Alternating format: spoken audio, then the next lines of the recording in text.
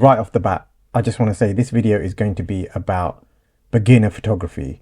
So if you're a beginner or you're new to Fujifilm, or you're moving from one system to the other, you don't know anything about Fujifilm, or you don't know anything about photography, then this video is for you. If you're looking for more of a pro kind of review of the X100VI, then you need to be looking somewhere else, because there's loads and loads of videos out there, and maybe I'll do one day, but there's plenty of content out there already about this camera. But I just wanted to make a video today for people who have maybe stumbled across this camera or are looking for a camera which is perfect for beginners, for travel photography, family photography, if you've just had kids. So this video is not sponsored. I purchased this camera myself. I buy all of my gear myself with my own money, and I put these videos together because I enjoy making videos, I enjoy making content, and I enjoy posting to YouTube. Now, even though this video isn't sponsored by anybody, I want to give a massive shout out to Wex. I've purchased all of my gear from Wex over the last 5 years. Purchased my first professional camera from them. I sold all of my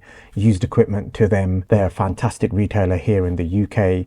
They have got stores up and down the country, and I don't think anybody is any more than 1 hour away from their closest store. If you live in a major city like London, Birmingham, Manchester, Glasgow, Edinburgh, or anywhere like that, then you're going to have a store in your city. So check them out. I'm going to post a little bit here about them. And the reason why I like Wex is because they have everything related to lighting, to photography, videography, anything to do with audio, anything to do with content creation or media work. You name it, they've got it.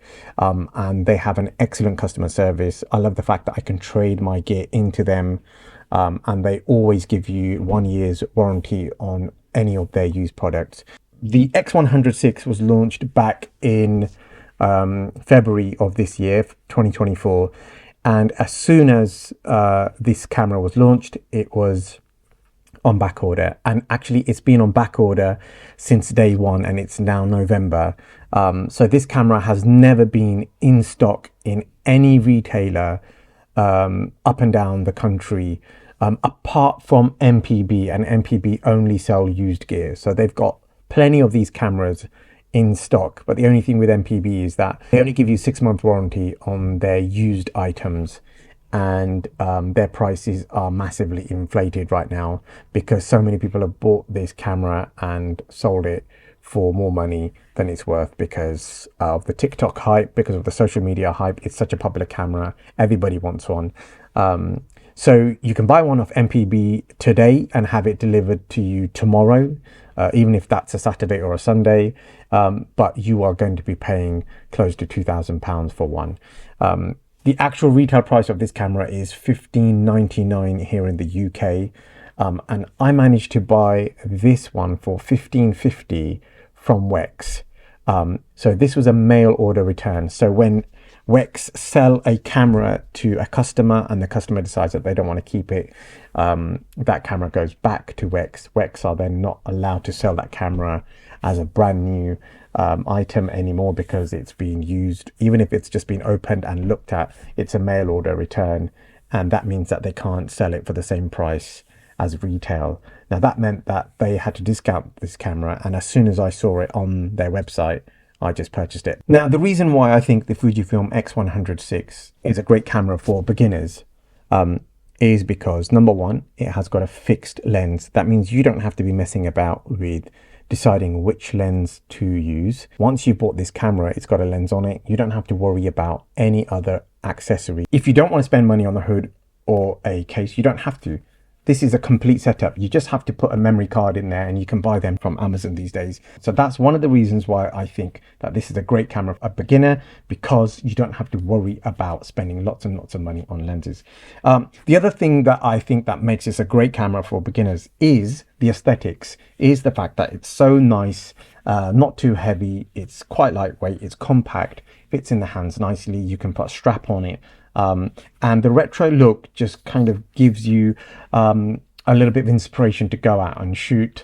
And if this is sat on your shelf, you're going to be like, I want to take some photos with this camera. It looks really good. I just want to hold it in my hand. And honestly, you might be thinking it's just a camera. Why would you just want to hold a camera in your hand? But once you have one of these in your hand, it really just feels awesome. So the look and the feel and the aesthetics is a valid reason to own a camera, I think, especially if it's going to inspire you. And I think that's one of the reasons why this is a great beginner's camera, because you want to be inspired to go out there and shoot. You don't want a boring DSLR which just looks like every other camera. You want something that's going to want to make you think, you know what, I'm going to go out and take some photos today. And the other reason why I think this camera is brilliant for beginners is because there are 20 film simulations built into the camera. So if you don't know what a film simulation is, it's a color profile that you can choose, and it creates a particular look and feel. Now, Fujifilm have tried to make these film simulations look like film. So if you are a film photographer, then they may remind you of rolls of film that you could buy, you know, before we went digital, and it just helps create that nostalgic look. And you can tweak these in the camera. You can change a whole host of settings to tweak your images and make them look the way that you want. So it's an all-inclusive package. Lenses included, the look and feel is great. You can customize the camera in any way that you want. Now, the only downside of this whole setup is that for a beginner, you might not want to be spending £1,600. But if it's going to be the one camera that you buy that you know it's going to last you a long time, then you might think it's worth an investment. And these days you can finance a camera for, you know, a year or 2 years, and it's not the end of the world spending £1,600.